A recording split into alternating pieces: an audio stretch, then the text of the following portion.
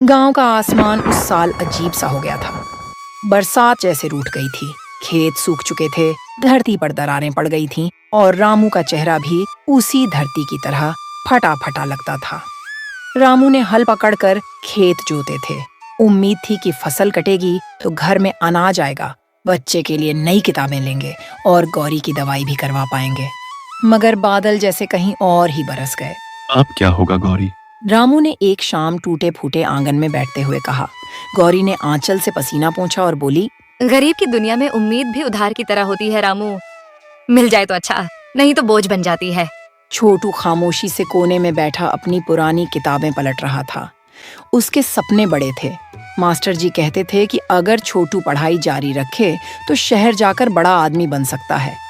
लेकिन जब घर में रोटी ही पूरी न हो तो किताबें कौन खरीद कर दे? उस रात छोटू ने धीरे से पिता से पूछा, बाबा, स्कूल की फीस भरनी है, मास्टर जी कह रहे थे। मैं आगे पढ़ना चाहता हूँ। रामू का गला भर आया। उसने छोटे को सीने से लगाया और बोला, बेटा, तेरी पढ़ाई जरूरी है, पर अभी हमारे हालात ऐसे नहीं हैं। मैं कल शहर जाऊंगा, कुछ मजदूरी करूंगा, शायद तेरी फीस का इंतजाम हो जाए। गौरी ने आंसू छुपाते हुए कहा।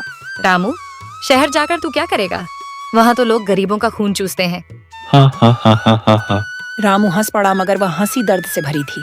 गौरी, मजबूरी से बड़ा कोई जालिम नहीं होता। यहाँ खेत सूखे पड़े हैं, कर्ज बढ़ता जा रहा है। ठाकुर हर हफ्ते अपना हिस्सा मांगने आ जाता है। अगर अब भी कुछ न किया तो घर के बर्तन बेचने पड़ेंगे। अगले दिन रामू गांव के बस अड्डे पर खड़ा था। एक पुराना झोला कंधे पर था जिसमें फटे कपड़े और सूखी रोटियां थीं।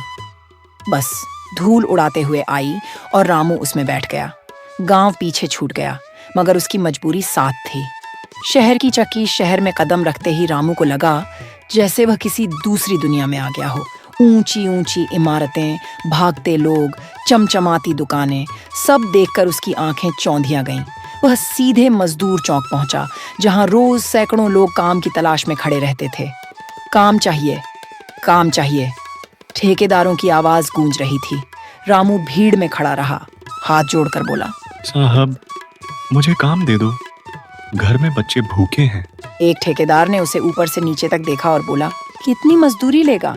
रामू ने डरते डरते कहा, जो आप ठीक समझो। ठेकेदार हंस पड़ा। गरीब आदमी का मोल हमेशा सस्ता होता है।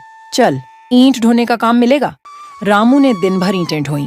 कंधे पर छाले पड़ गए, हाथ कांपने लगे, मगर जेब में बस कुछ सिक्के आए।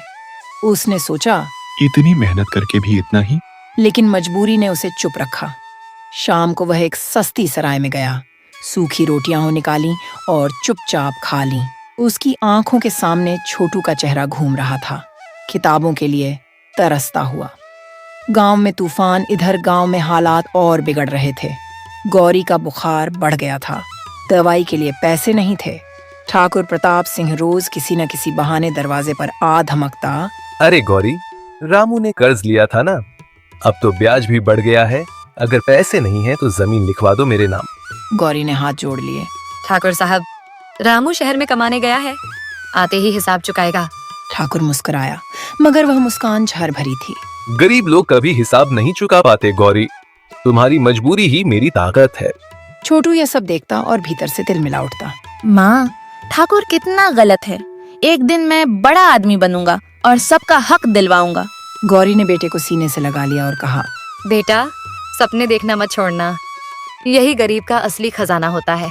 मजबूरी का कर्ज। रामू जब महीने भर बाद गांव लौटा तो उसके पास बस इतनी कमाई थी कि मुश्किल से घर चल सके। दवाई, कर्ज और स्कूल की फीस, सबका बोझ उसके सिर पर था। गौरी ने चुपचाप कहा, रामू, तेरी कमाई से घर चल भी जाए, मगर कर्ज कौन चुकाएगा? ठाकुर तो रोज धमकाता है। रामू समझ गया, अब उसे साहूकार से उधार लेना ही पड़ेगा। वह लालाजी के पास गया। लालाजी अपने आलीशान मकान में बैठे तंबाकू रगड़ रहे थे। कहो रामू, कितने पैसे चाहिए? रामू ने सिर झुकाकर कहा, साहब, बस 100 से 200 रुपए, बच्चे की पढ़ाई और बीवी की दवाई के लिए। लाला जी ने हंसते हुए कहा, पैसा तो दे दूंगा, मगर ब्याज चढ़ेगा। याद रखना, गरीब आदमी का कर्ज कभी छोटा नहीं होता। रामू ने मजबूरी में हामी भर दी।